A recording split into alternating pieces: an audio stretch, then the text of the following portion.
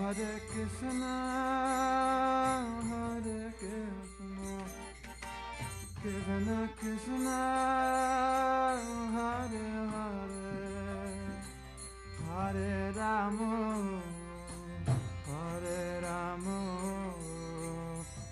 Rama Rama, Hare Hare Krishna, Hare Krishna, Krishna Krishna, Hare Hare, Hare Rama, Hare Rama, Rama Rama, Hare Krishna, Hare Krishna, Krishna Krishna, Hare Hare, Hare Rama, Hare Rama, Rama Rama,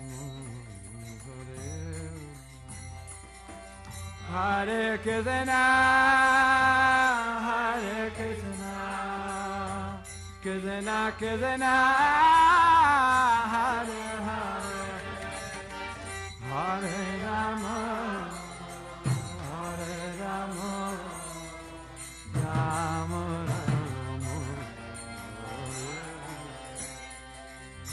Hare Krishna, Hare Krishna, Krishna Krishna, Hare Hare, Hare Rama, Hare Rama, Rama Rama,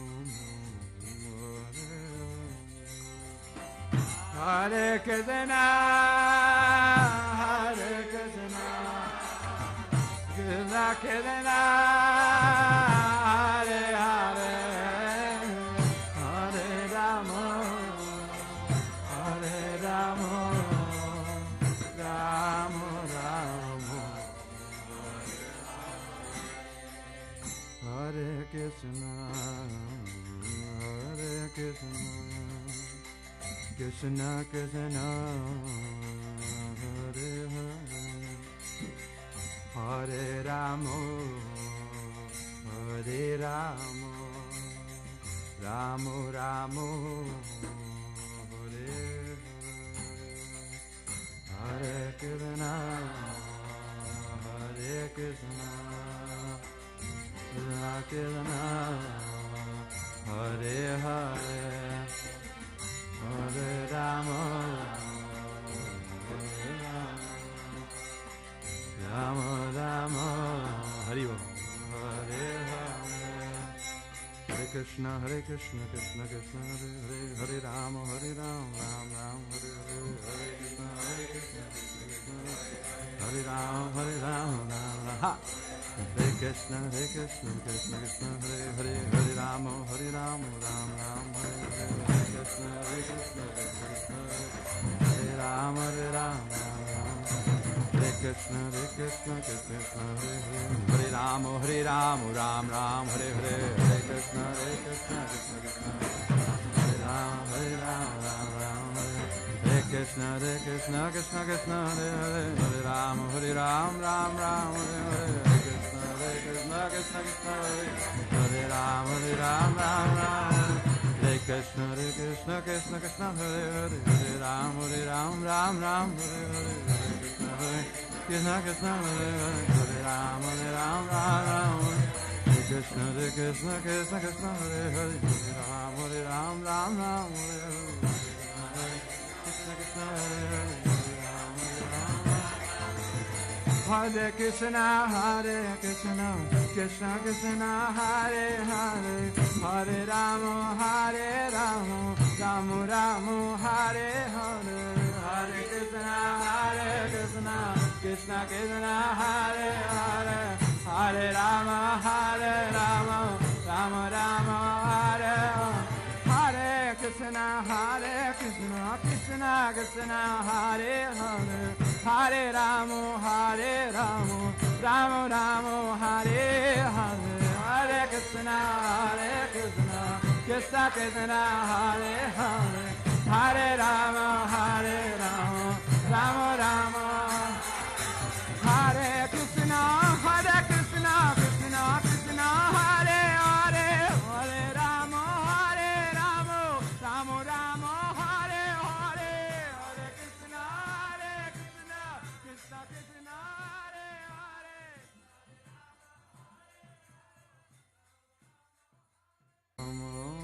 Hare Hare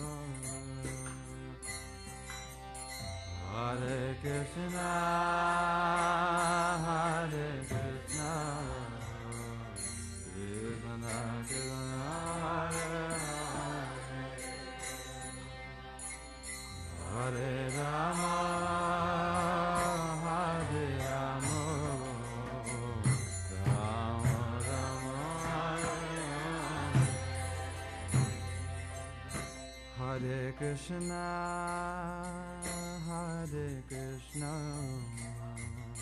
Krishna Krishna Hare Hare Rama Hare Rama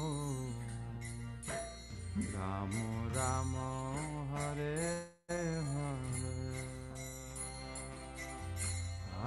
Krishna Hare Krishna Krishna Krishna Hare Hare Hare Rama Hare Rama Rama Rama Hare Hare Hare Krishna Hare Krishna Krishna Krishna Hare Hare Hare Rama Hare Rama Rama Hare Krishna Krishna Krishna Hare Hare Hare Rama Rama Rama Hare Hare Krishna Krishna Krishna Hare Hare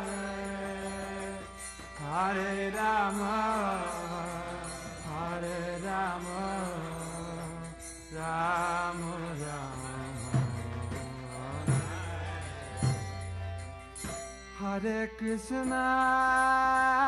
Hare Krishna Krishna Krishna Hare Hare Hare Rama Rama Rama Hare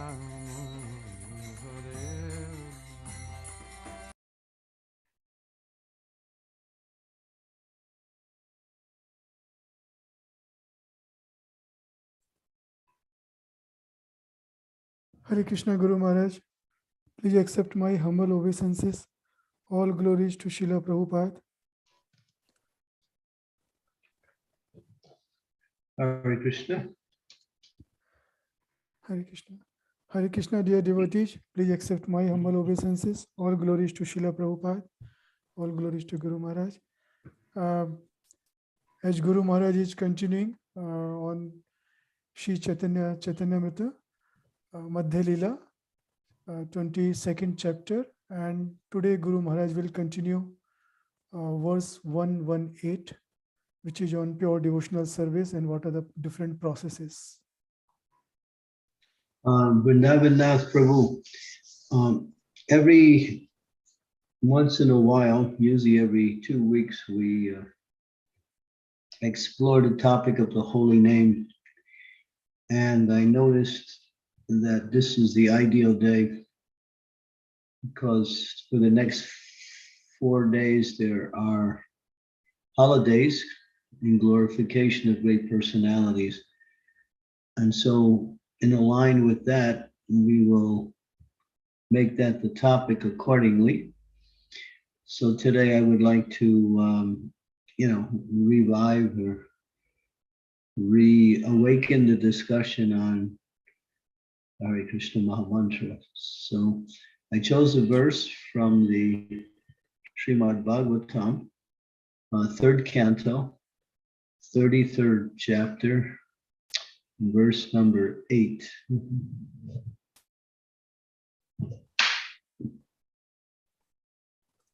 Yes, Guru Maharaj, I'm just opening.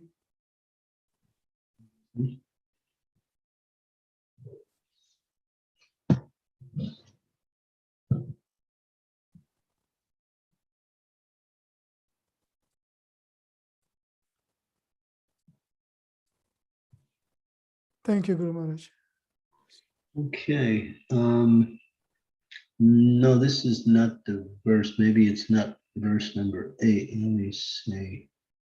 I'll try verse 7. I think might be verse 7. Oh.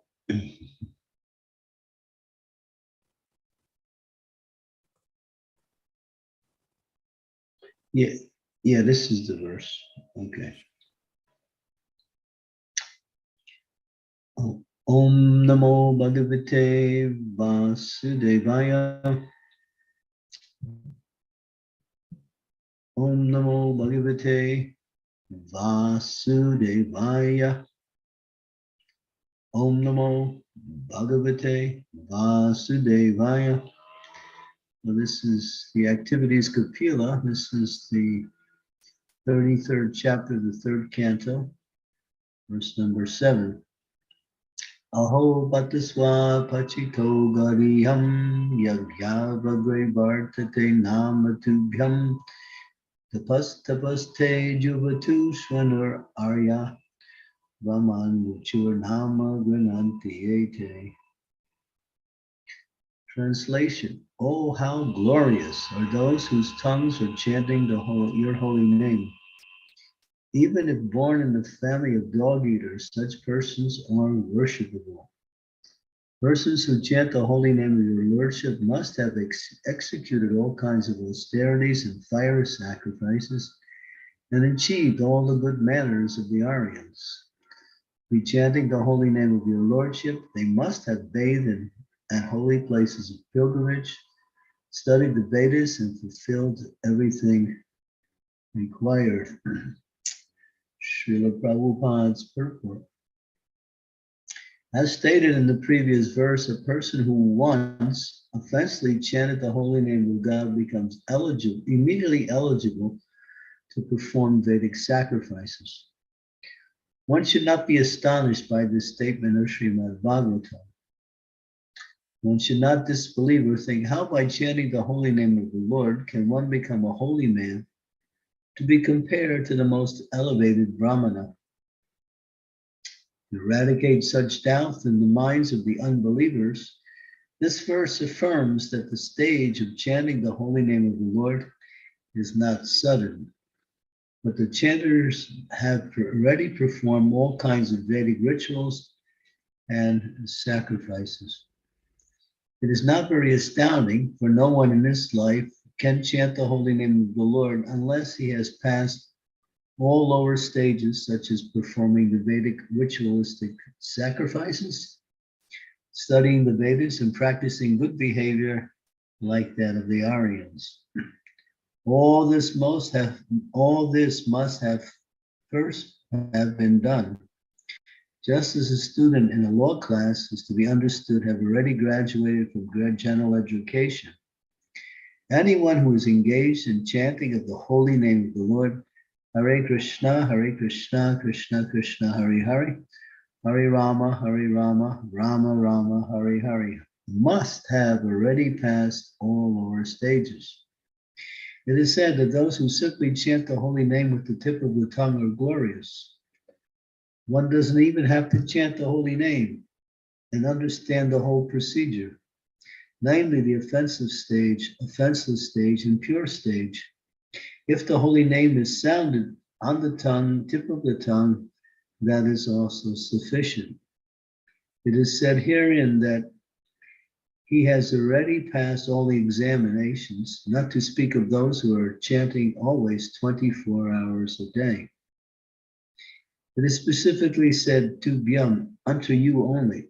One must chant God's name, not a Mayavadi philosopher says any name such as a demigod name or the names of God's energies. Only the holy name of the Supreme Lord will be effective. Anyone who compares the holy name of the Supreme Lord to the names of the demigods is called a Prashandi, or an offender.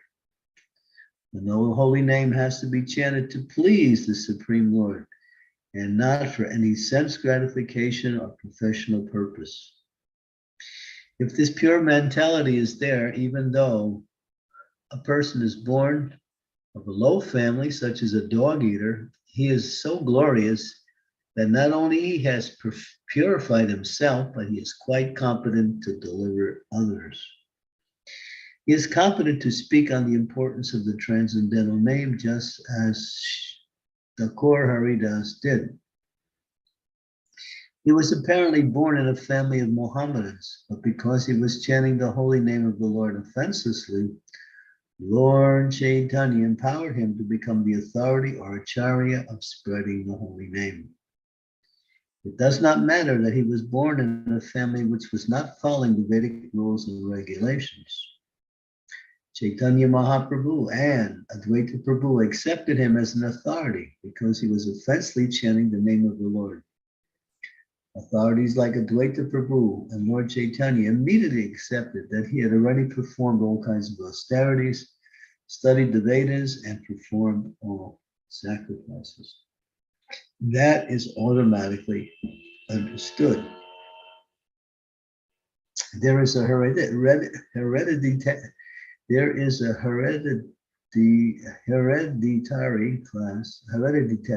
class of Brahmins called Smarta Brahmins, however, who are of the opinion that even such persons who are chanting the holy name of the Lord are accepted as purified. They still have to perform the Vedic rites or await their next birth in the family of Brahmins so that they can perform the Vedic rituals. But actually, that is not the case. Such a man does not need to wait for the next birth to become purified. He is once purified. It is understood that he has already performed all sorts of rites. It is the so-called Brahmanas who actually have to undergo different kinds of austerities before reaching that point of purification. There are many other Vedic performances which are not described here. All such Vedic rituals have already been performed by the chanters of the holy names.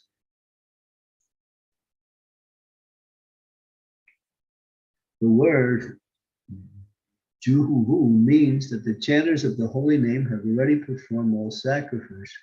Shashnur means that they have already traveled to all holy places of pilgrimage, taking part in purificatory activities at those places.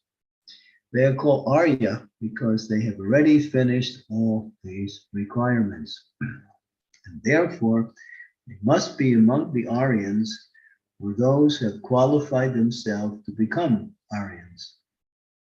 Aryan refers to those who are civilized, whose manners are regulated according to Vedic rituals. Any devotee who is chanting the holy name of the Lord is the best of Aryan.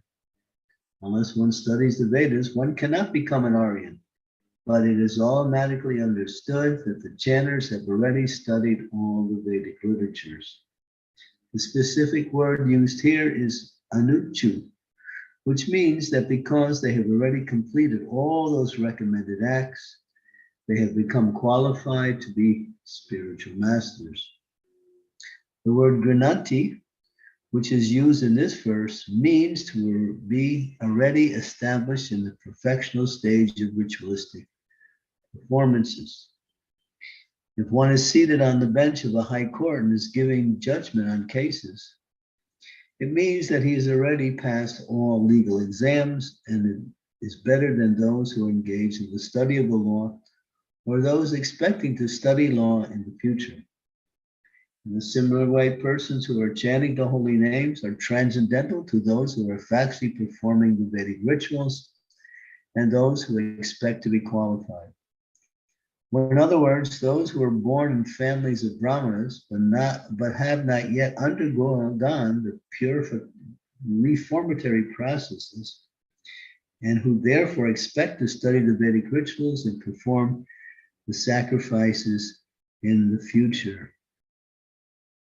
There are many Vedic statements in different places saying that anyone who chants the holy name of the Lord becomes immediately freed from conditional life, and that anyone who hears the holy name of the Lord, even though born of a family of dog eaters, also becomes liberated from the clutches of material entanglement.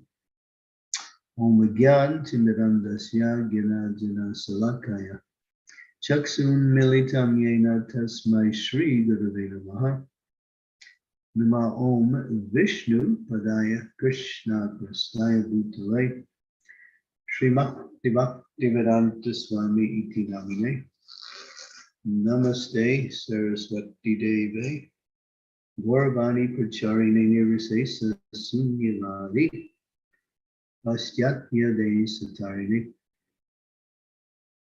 Vanchakalpa Tarubhyascha Vipasindhu Devacha Itanam Pavanebhyo Vaishnavebhyo Namaho Namaha Jai Sri Krishna Chaitanya Prabhu Nityananda Sri Advaita Gadadhara Sivasari Gaur Bhaktivinoda Hare Krishna, Krishna Krishna, Hare Hare, Hare Rama, Rama Rama, Hare Hare. This is one of the more profound statements by Srimad-Bhagavatam in bringing a clear and complete understanding of how people come to accept the holy name of the Lord as the principle of ultimate sacrifice, purification, and the means to achieve the goal of life, which is prema pumarta mahan, which means to come to the stage of pure love for the Supreme Personality of Godhead. As is mentioned in the purport, and as that is indicated by the translation, it's very difficult for people in general, or even those who are practicing. It is mentioned in the 6th canto, 3rd chapter of the Srimad-Bhagavatam, even great personalities who are commentaries on the Shastras, such as Yajnavalkya, Janini, and various Patanjali, many of these personalities, they can't understand or even appreciate the position of the holy name, nor do they make the chanting of the holy name part of their regular spiritual practices. They're more interested in the ritualistic aspects of Brahminical culture and elevated to higher material positions. So even such great persons who are mentioned in the Vedas and have a role in bringing the Vedas into public forum cannot or do not have an understanding or even any indication of the importance of chanting the Hare Krishna Mahamantra. Many of them see, and people in general also think, well, what is this? It's just because when the devotees chant, sometimes we chant with song and there's dancing. So sometimes persons who have a little spiritual knowledge, they think it's just some entertainment or a part of spirituality that's just for sentimentalists and not for those who are actually knowledgeable in the process of spiritual elevation. So such vision and criticism is quite common. Sometimes they think it's just too easy. Well, it's easy, but at the same time, there's a requirement to get to the stage where it actually becomes easy. And here it mentions that persons who actually freely and offenselessly chant the holy names of the Lord, they have in previous lives, or maybe in this life, have performed many ritualistic ceremonies for elevations and for purification, according to Vedic directions. They have also studied the Vedas, the Sama Veda, Yajur Veda, Rig Veda, and Atharva Veda. They have understood actually the goal of life. There's a beautiful verse in the Kali Santara Upanishads spoken by Lord Brahma. In his speech in this verse, he is asked, what is the most important of all activities in Vedic culture? And before answering the question,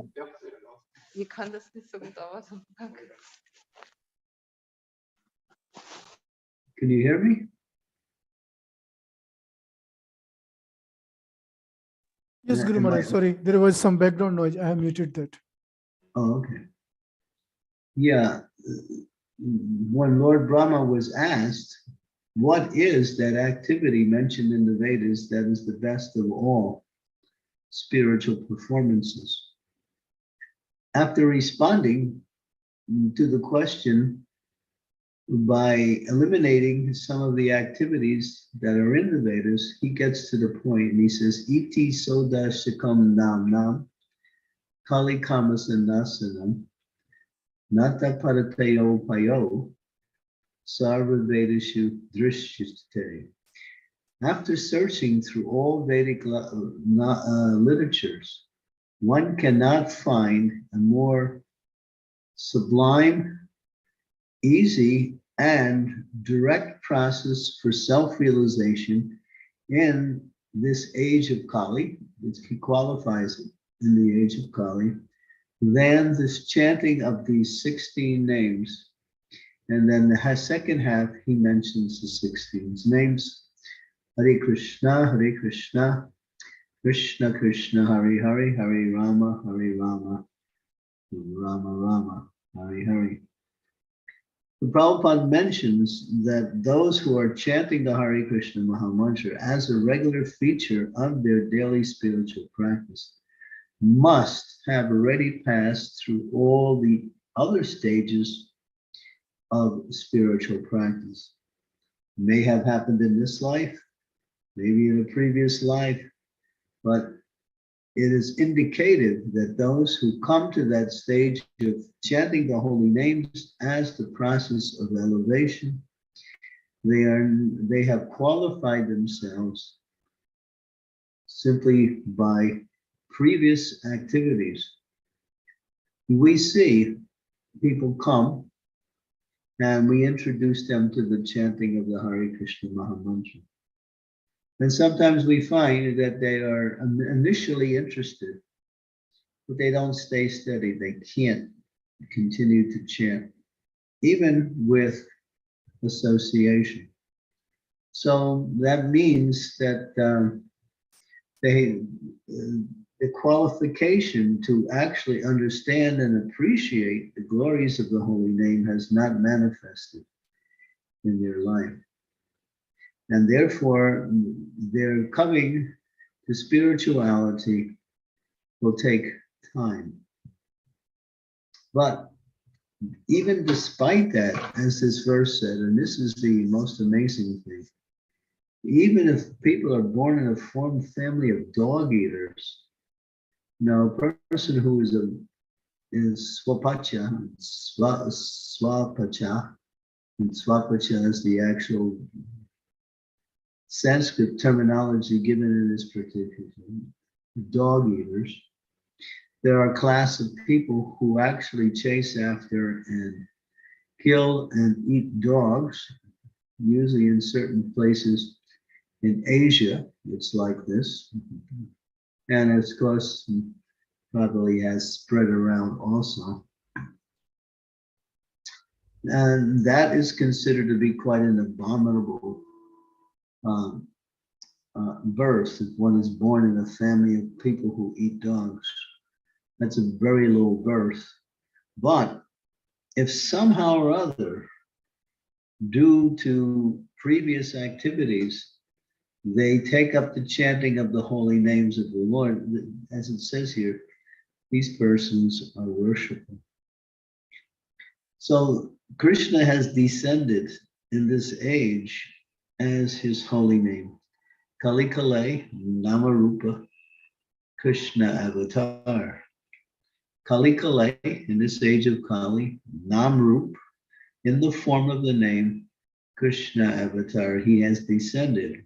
Namahoite Hayasarva Jagat Nistara. That he has descended to propagate himself in the form of his own name. So this chanting of the Hare Krishna Maha Mantra is, although appears to be so simple, it is not. The qualifications to appreciate and to chant the holy names of the Lord is something that is acquired coming from previous births or even previous activities in the present life. And those who stay fixed in chanting of the holy names of the Lord, despite whatever other activities are presented, who make the chanting of the holy names of the Lord their foremost practice of spiritual elevation, they can actually take the position of becoming spiritual teachers because they have understood in practice the highest form of spiritual practice, which is to glorify the Lord in his holy name. Kalir doshanidi rajan asti eko mahagun kirtana eva krishnasya mukta sangam pralam vijay.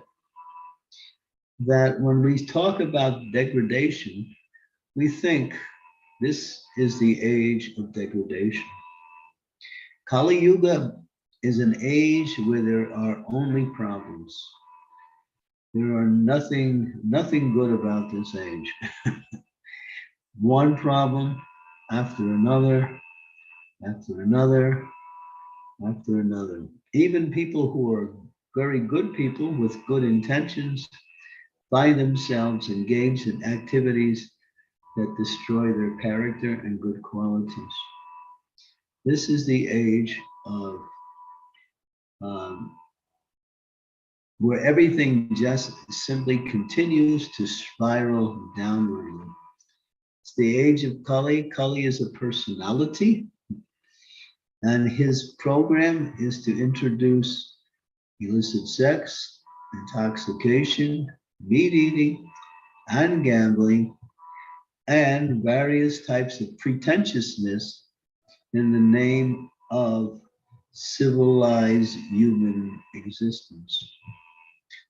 If we carefully read and understand Srimad-Bhagavatam as it describes the qualities of this age, particularly in the 12th canto, but also in the 11th canto also, we will find that the degradation of the age that has already been predicted in the scriptures thousands of years ago is already happening right in front of our eyes. It's a very bad age. But in this verse, spoken by Srila Sukadeva Goswami, Kalir Dosha Nidhi Rajan Asti Eka Mahapunaha, very powerful expression of the glories of the chanting of the holy name, despite all of Kali's ammunition, armor, weaponry of degradation and destruction. The holy name is like that bright light that dissipates the darkness of this age and elevates one to the world of light, spiritual world. So those who chant the holy names of the Lord are glorious. And those who inspire others to chant the holy names of the Lord are even more glorious, because they have understood that this is the best way to perform welfare work in this age. In many of the verses throughout Srimad-Bhagavatam, you'll find various principles for sacrifice.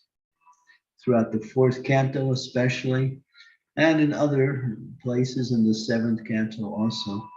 But you'll find in Srila Prabhupada's commentary on these verses, he always says that in this age, none of these rituals, sacrifices are necessary. One who's simply chanting the holy name of the Lord, this is the Mahayagya in this age. Not just Yagya, but Mahayagya. And Sri Chaitanya Mahaprabhu, who is Krishna himself in the mood of his own pure devotee, has come to deliver personally by demonstrating, by glorifying, and by encouraging others to take up this chanting of the Hare Krishna Mahamantra. So when we understand what is being said by the great souls, by the Lord himself, by the scriptures, according to the position of the holy name of the Lord, then as Srila Prabhupada would say, our goal is to chant 24 hours a day. Continue to chant the Hare Krishna Mahamantra, and then one is elevating their consciousness to the spiritual platform, without a doubt. Sometimes we find that chanting is a little more difficult than at other times, and sometimes it's very impossible. Just like this morning, I had to do some things last night, so I was a little late. So I woke up a little late, and then I had some other things that needed to be done immediately. So I didn't begin my japa till about 7 o'clock this morning, which is, for me, I usually finish by 7. But now I was thinking, oh, the day is going to be very difficult. But I was thinking, should I cut my japa down and start doing other things? I said, no, the holy name for me, doesn't matter what time it is, doesn't matter what else I have to do, is the most important thing. And so I finished my 16 rounds before I did anything else. Although it was getting into breakfast time and other activities that needed to be done, I pushed them aside because I understand, and we should also have that same understanding, that the holy name is non-different than Krishna. It is the means of purification. Despite whatever else is going on, if one is chanting the holy names of the Lord, they are, to the degree that they're absorbed in that chanting, they are actually associating with the Supreme Personality of Godhead directly through his holy name.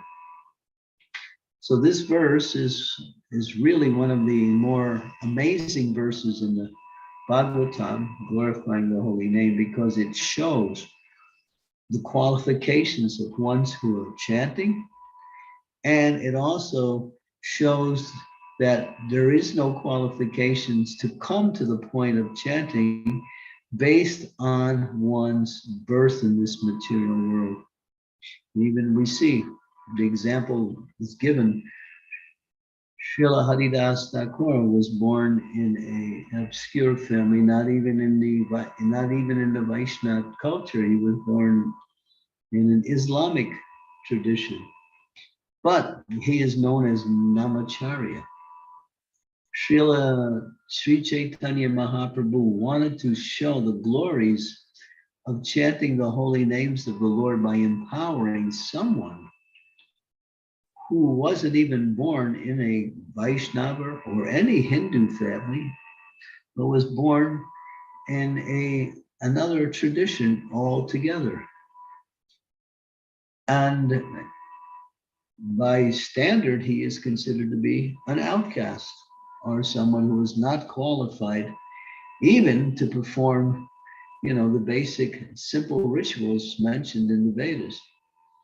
But here it's mentioned that not only is he qualified to perform those rituals, but all rituals, and at the same time, he is teaching the glories of bhakti or devotion to the Lord through the process of chanting the holy names of the Lord. So Srila Haridas Thakur is the ideal example, showing that it doesn't matter what birth you take, or what is your background, what is your previous scholastic, materialistic, educational carriers or qualifications. If you have faith and you are chanting the holy names of the Lord, it says such persons are actually worshipable. So this verse helps us to understand both the glories of the holy name and the glories of those who are actually chanting the holy names of the Lord. And I use the word actually, that means those who actually take heart or actually become enthusiastic when chanting the holy names of the Lord. If we are simply chanting the holy names of the Lord with no enthusiasm, we're looking towards doing something else when we finish. We are not in the mood of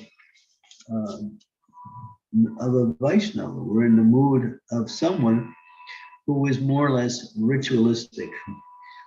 Ritualistic means I do the externals, but I don't know why I'm doing it, or what I'm doing it for, or who I'm doing it for.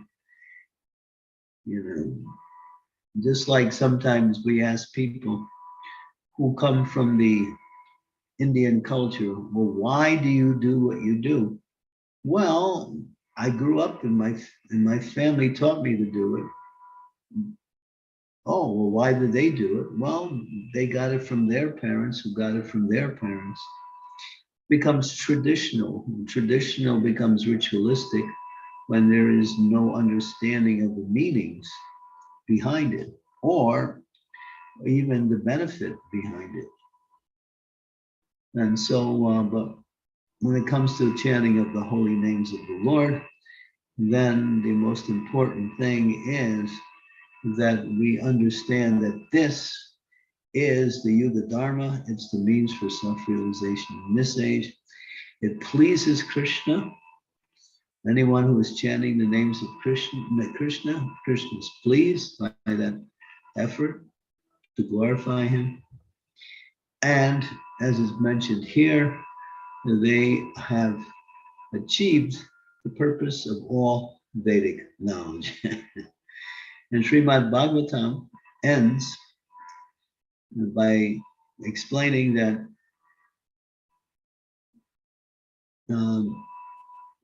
that the chanting of the holy names of the Lord, the Hare Krishna Maha Mantra, is the actual, one can become purified and is the actual means for progress in spiritual life.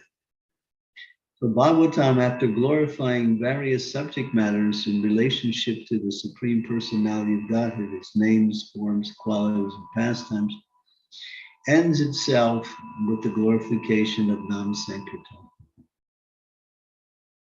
And I was just listening to Srila Prabhupada speak this morning, and he said something really interesting, which was quite simple, but I had never heard it before. He said, if one is having difficulty by controlling the mind and senses, engaging in devotional service, one should engage in kirtan. He said, as soon as you engage in kirtan, then all your minds and senses will be controlled, and you will develop that qualification or quality to carry that, to develop, to control your mind and senses in devotional service. So kirtan is so powerful, and it purifies the mind and senses so we can engage them nicely in all activities of devotional service. Okay, so we'll stop here and then we'll open it up for questions. Thanks, Guru Maharaj. Thank you very much for highlighting the importance and supremacy of holy name.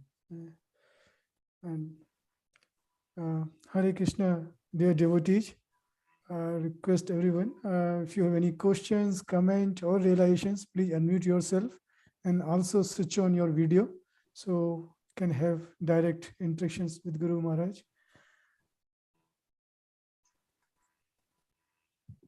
So Hare Krishna, Vrindavan Prabhu. Hare Krishna, Prabhu, please go ahead. Hare Krishna, Guru Maharaj.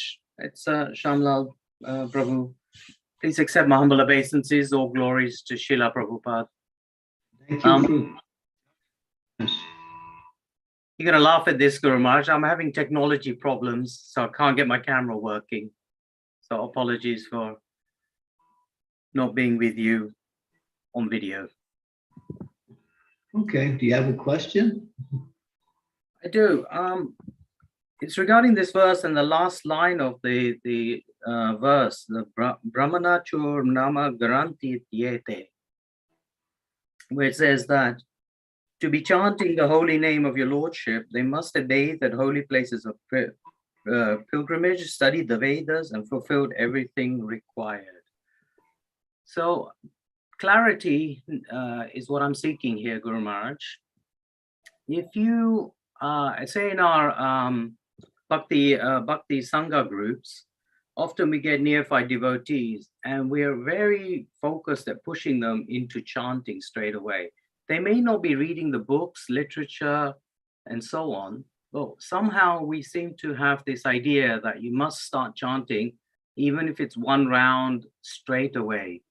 So it feels a bit contradictory here, where Prabhupada is saying, no, you should be studying the books, literature, and then you start chanting. So it's a sequence question. You know, is it right to encourage new devotees to chant straight away, or should we actually be saying, no, you should be looking and studying the literature and understanding the philosophy before you start chanting?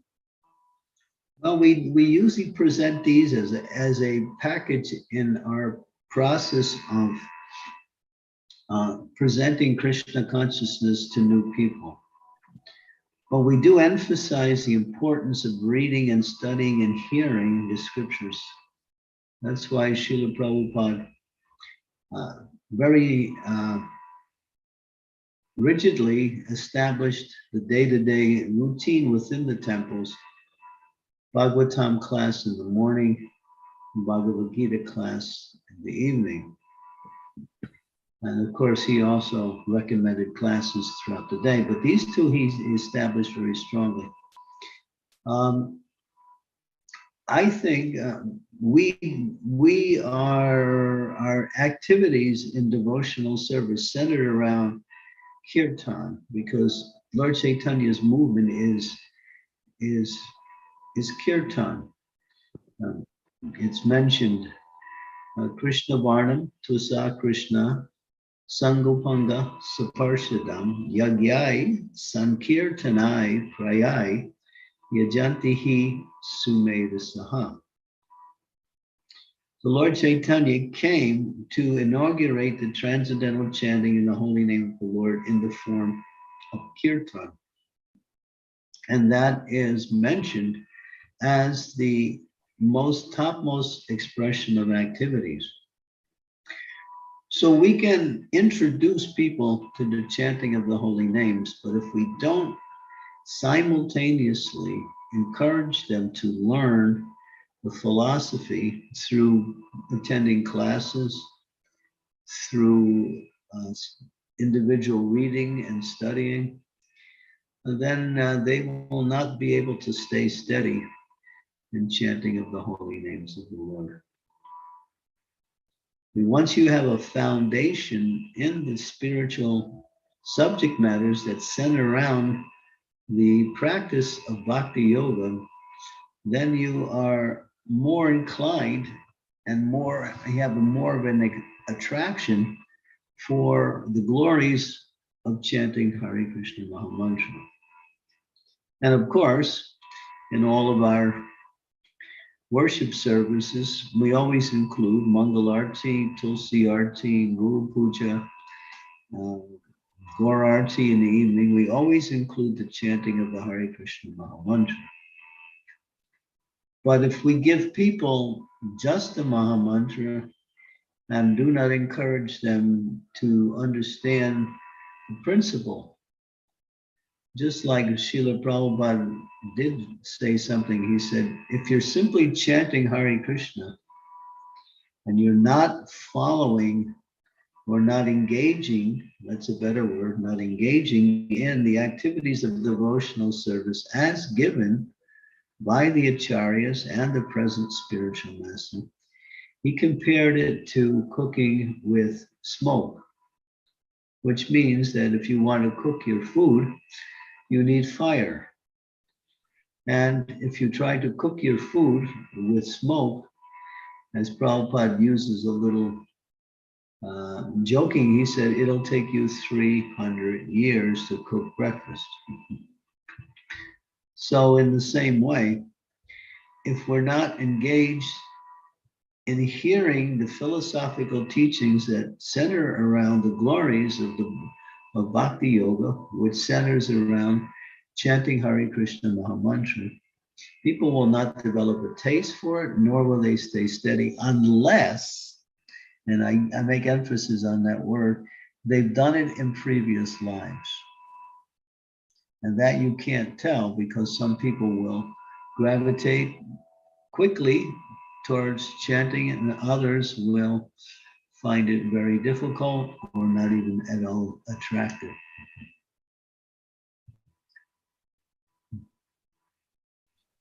So present the knowledge that is the foundation for the performance of bhakti, along with the importance of chanting Hare Krishna.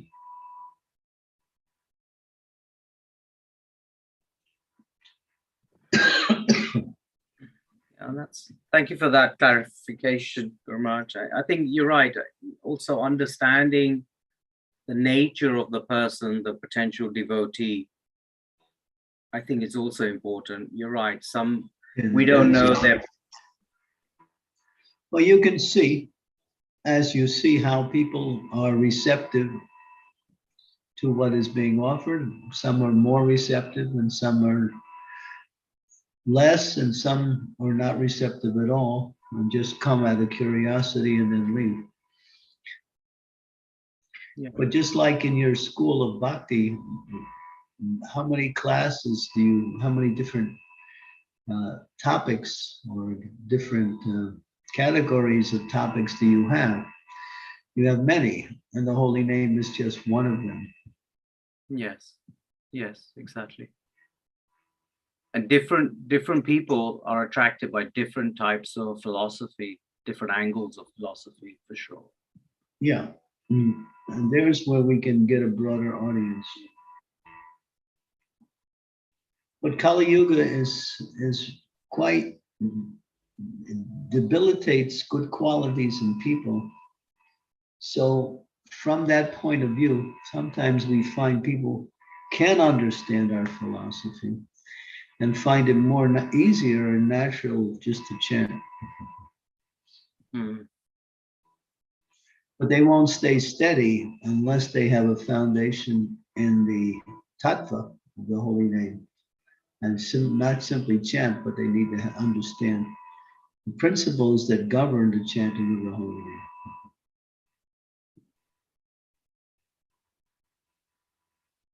Yeah, very clear point. Guru Maharaj, thank you. Thank you, Hare Krishna, Guru Maharaj. Thank you, Vrindavana Prabhu. Hare Bol Prabhu. Hare Bol, Shamlao, Hare Krishna. Hare Krishna. Guru Maharaj, there is one question from Bishop Prabhu on the chat. He is asking, Hare Krishna, dear Gurudev, as chanting is the highest, is deity worship then secondary to doing Harinam and Sankirtan? I was just listening to Prabhupada, and he was explaining that same point today, this morning. And he was saying that for a neophyte devotee, deity worship is essential. And then he gave he mentioned, he said, our process is to chant the Hare Krishna Mahamantra, read and understand this knowledge given in Bhagavad Gita, and worship the deity form of the Lord. Now he says, and this is understood, that devotees who are elevated, who are on a high platform of spiritual life, also engage in deity worship. But for a neophyte devotee, a new devotee, deity worship is essential because it purifies their consciousness. It helps them to develop the qualities which are fundamental to chant the holy names of the Lord. So, yeah, but those who advanced in Krishna consciousness, and then Prabhupada says they go on to preach. And he says this is also a requirement. So chant the holy names of the Lord, become purified through worshiping of the deity, and then preach Krishna consciousness. He said all of these are together part and required for the practice, for the successful practice of Krishna consciousness. Chanting deity worship and also preaching Krishna consciousness. He said those who don't preach, they are neophyte, and they cannot go beyond a certain level of spiritual attainment. And he describes the 3 levels of devotees. The second level is the Madhyama Makari. Madhyama Adhikari is one who worships the Lord, who makes friends with the devotees, who gives compassion to the innocent in the form of transcendental knowledge, and who avoids the atheist non-devotees. These 4 qualities are a Madhyama platform, and it's the platform by which we practice Krishna consciousness. The neophyte platform is just a stage of elevation. It is not a stage of permanency. One has to get beyond the neophyte platform and come to the second class platform. And this is where bhakti develops.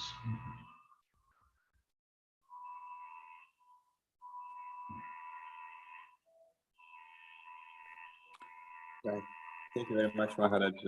So if I understand it, actually, the chanting of Hare Krishna is the topmost thing, and everything else we are doing is just helping us to come to the level of pure chanting, and that's it. Yeah, it's supportive, but you can't. It's not dispensable. You must perform these activities also, and they're also services to Krishna.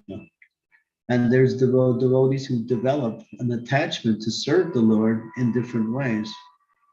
So one can serve by worshiping the deity, by preaching, by cooking, by managing. There's different ways to serve like that. But all of that must be accompanied by chanting of the Hare Krishna Mahamantra. But that accompaniment is not something subordinate. It is actually the means. So as one makes advancement in devotional service, one will want to chant more and more and more. It'll become natural to chant more and more and more. Also.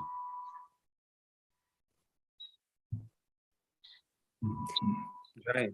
And Maharaj, how about the previous Kali Yugas, when they didn't have chanting as a means? How did they achieve self-realization? Yeah, Lord Chaitanya comes once in every 1,000 Kali Yugas. So the other 999, the incarnation of the Lord was Gaur Narayan. And he was teaching Vaikuntha. Only in this age, when Krishna comes at the end of Dwapara Yuga, when Krishna leaves the planet, at the end of Dwapara Yuga, Kali Yuga begins. And then Lord Chaitanya comes. So Krishna and Lord Chaitanya come once only in 1,000 Yuga cycles. in these other 999 yuga cycles, the gates of Vrindavan are not available. One can only elevate themselves to Vaikuntha. So in that, there is an incarnation called Gaur Narayan. Now, if you read the 11th canto really speaks about Kali Yuga in the age of Lord Chaitanya's appearance. In the 12th canto, Kali Yuga is described in the other 999 times. So we don't know much about, nor is there much mention about Gaur Narayan, but he's an incarnation of the Lord who appears in these other Kali Yugas to teach the process of worshiping him in the mood of Vaikuntha. Thank you, Maharaj. Jai. Yeah. You're lucky. So this age, although it's so degraded, it's also considered the best of the ages because of Chaitanya Mahaprabhu. We have to understand, without the mercy of Chaitanya Mahaprabhu, that we are nowhere. He is our Istadev in this age because by his compassion and his mercy, he has made the process of pure devotional service quite easy. He's let down all the restrictions and made it available to everyone. That's Mahaprabhu.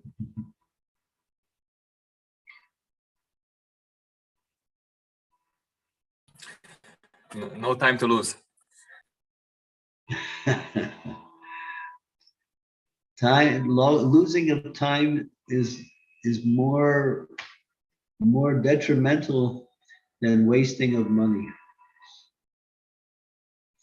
Because time is, you can get money, and you can lose it, and then you can retrieve it, you can get it and bring it out and in, but time goes in one direction.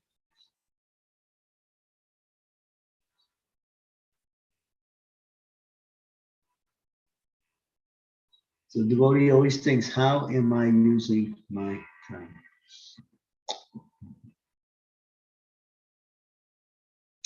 Sri Devi.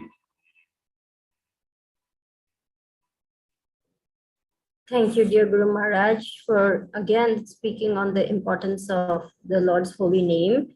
I do understand that our process is chanting the holy names. We encourage people to chant the holy names and try to impress on them the importance of chanting and so on. But what if we have very chance encounters with people, we are not going to see them again? I'm just asking this question from my own understanding. I remember very early in my Krishna conscious career, I was part of a Mardi Gras float in New Orleans. And I remember surrounded by so many enthusiastic disciples of Japataka Maharaj. In fact, Japataka Maharaj himself was on that float. And they were giving throws to people and they were saying, chant Hare Krishna, I'll give you this bead or this or whatever it is. And people were saying, Hare Krishna, and taking whatever was offered.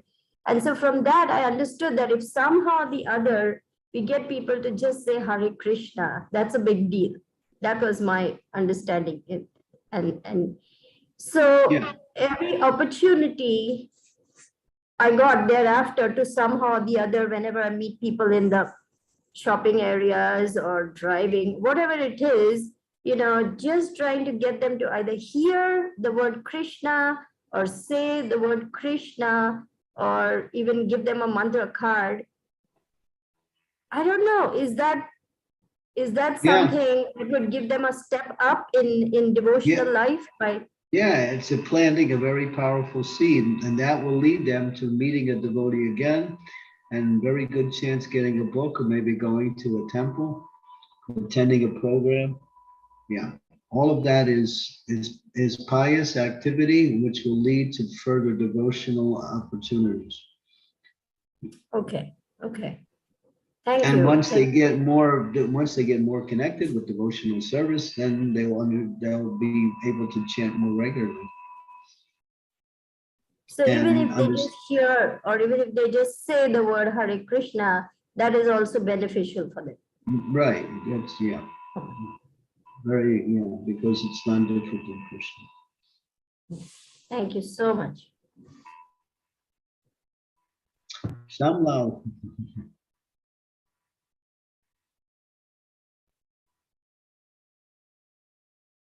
Shamala. Mataji, you're on mute.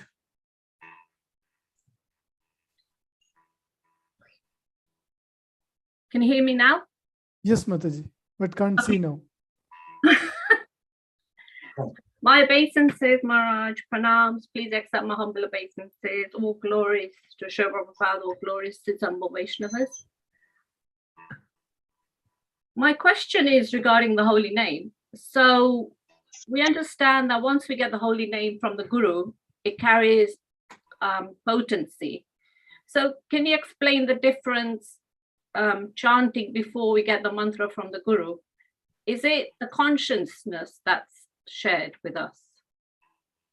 Well, the holy name is independent of any kind of ritual or any kind of requirement. So one can chant the holy name anytime, any place, anywhere. But once connects it with the Guru, then they get what is called the direction that the holy name is meant to be practiced in. In other words, the process. So anyone at any time can chant, but being in contact with the representative of the holy name, the spiritual master, means that one will now be able to benefit from the chanting by understanding the protocol or the activities that surround the chanting of the holy name, that reinforce the quality of that chanting.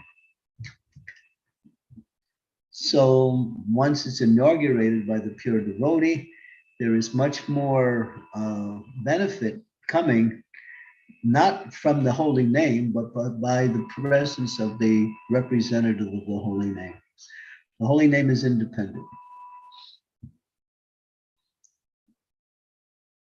Is that clear?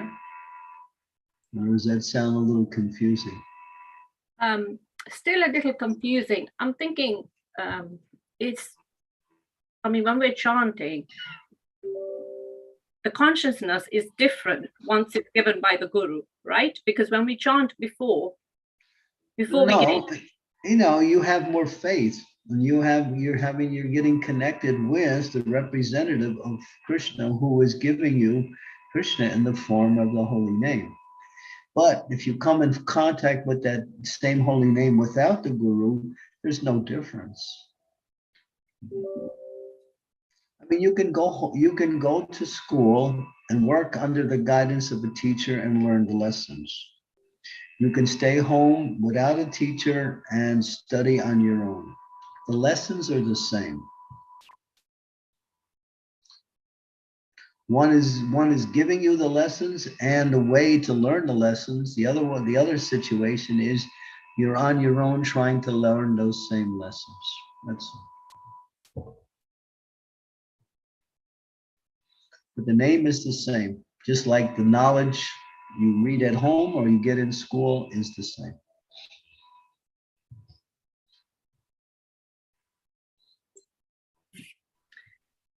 I read something interesting the other day by Kadamba Kanana Maharaj, and he was mentioning that the Guru just doesn't give you knowledge, book knowledge, but when knowledge is transferred from the Guru to the disciple, it's also the consciousness that's given to you, because the Guru carries the pure consciousness that's given to him by Krishna.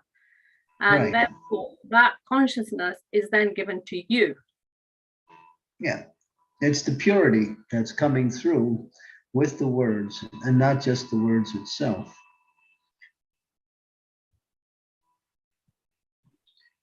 If you hear something from a person on the street about a particular important subject, you may or may not accept it.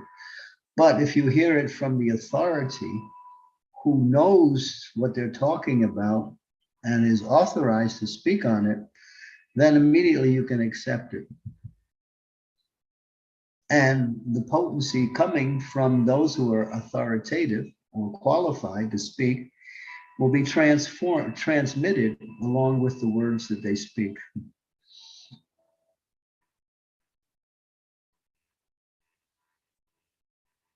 You see, I'm using basic analogies to help us understand a very simple process. If you trust somebody and they speak something, you can take it. If someone who you don't trust speaks the same thing, you may not take it, and the potency might not be the same.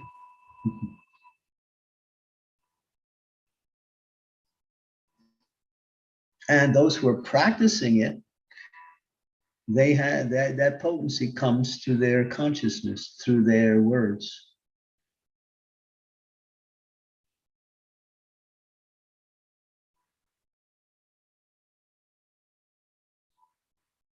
Realization of the knowledge is much more powerful than theoretical understanding of that same knowledge.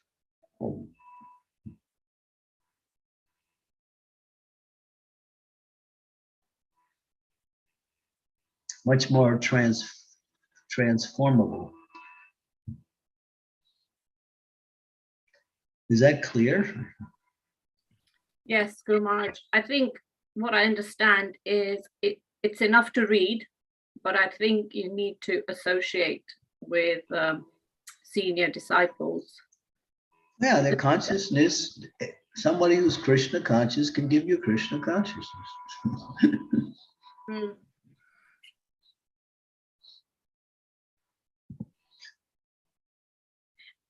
And if somebody reads a book and tells you what's in the book and tells you this is what you should do, that's fine. But if the author of the book tells you the same thing, it's going to be a whole different experience for you.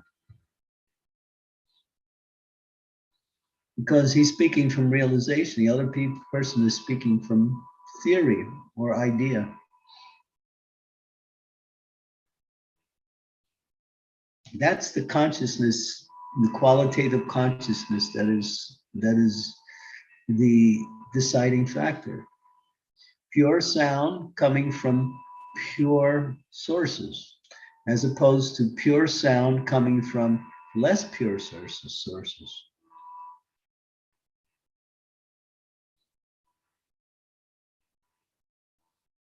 How many different ways do I have to explain it to you? Can't you get it?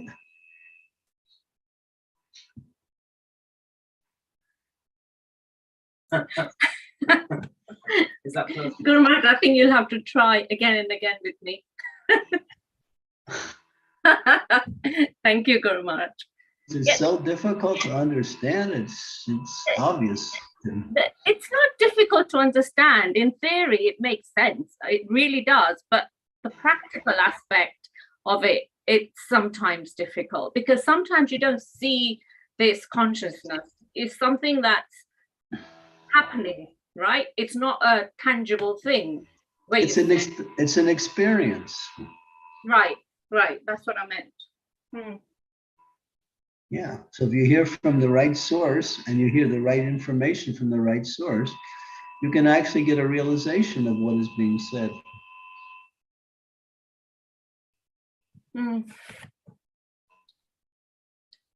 Okay. You will. No, I truly believe that. I think Guru Maharaj, it is about listening and absorbing and actually listening, not just reading, but listening from these sources, like you're saying. So thank you, Guru Maharaj.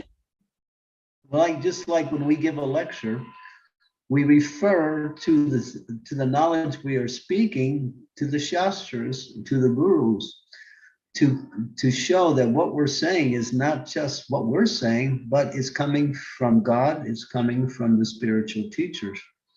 That gives credibility to what we're saying. And it also helps people to accept it also. Much easier than if we just speak something.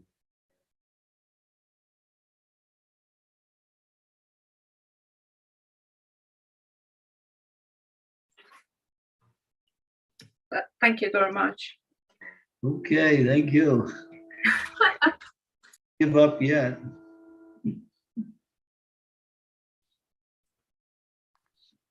Sridevi Mataji, you want to discuss? Yes, please, Vrindavan Prabhu.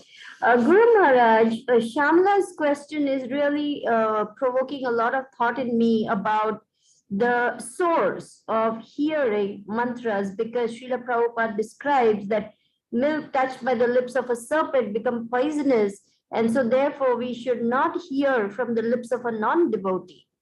But now in yoga studios all over, there's so many mantras going around, you know, Om Namah Shivaya, Hare Krishna Maha Mantra, then Om Ganeshaya, Om Surabhyaya Nam, and this and that. And in that Maha Mantra is also there. I know, because I know all this, you know, in America, all these yoga studios do all these things. So I'm wondering, will people be benefited by hearing the Hare Krishna Maha Mantra that way?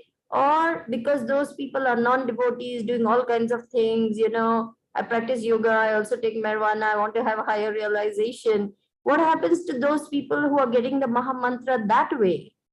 They'll hear something, but they won't get the benefit of the chanting.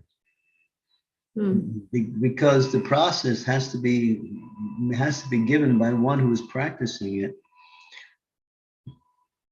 They'll get something. They'll get something, but they'll think that the Hare Krishna Maha Mantra is just one of the nice Vedic bhajans that, along with so many other Vedic bhajans. Because sometimes you go to yoga studios and we chant the Hare Krishna Mantra, and they say, why can't we chant Om Namo Shivaya? Or they want to chant some other mantras. They're not satisfied just doing that one mantra. But for devotees, we can just chant Hare Krishna and be completely satisfied, because we know it's the most pure and most uplifting. Because that comes by way of knowledge and by experience. So they'll get something, obviously. Maybe they'll meet a devotee, and then they'll become more connected with the actual source. Okay. Thank you. Thank you for that clarification, Maharaj. Thank you very much. Yeah, so we should not, find fault in that. We should encourage people to chant in any way, anywhere, because eventually that'll lead them to further chanting.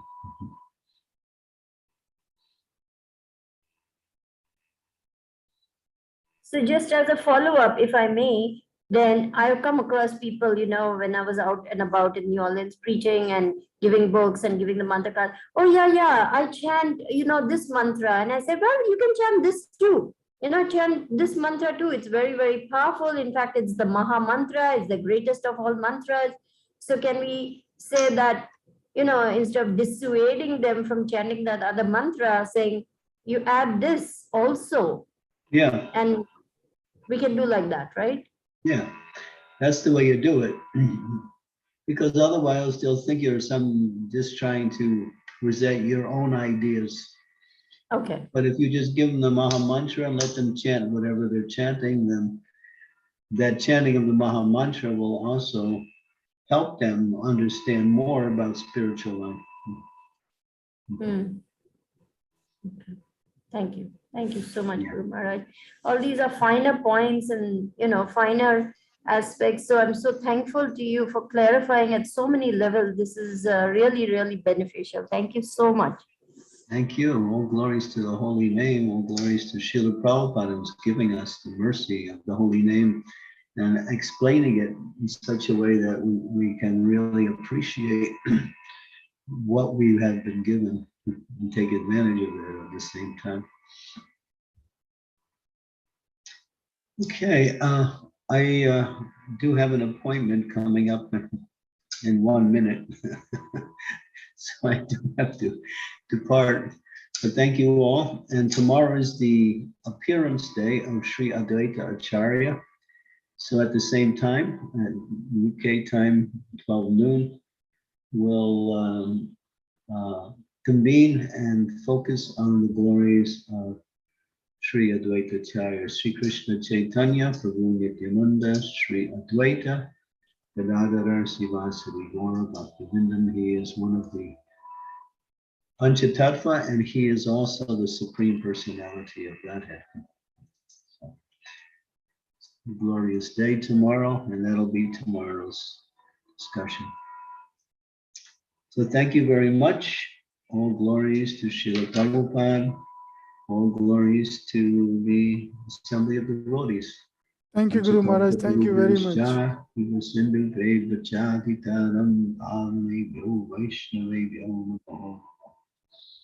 Hare Krishna. Thank you, Guru Maharaj. Srila Srila Prabhupada ki jai. Prabhupada ki Jai.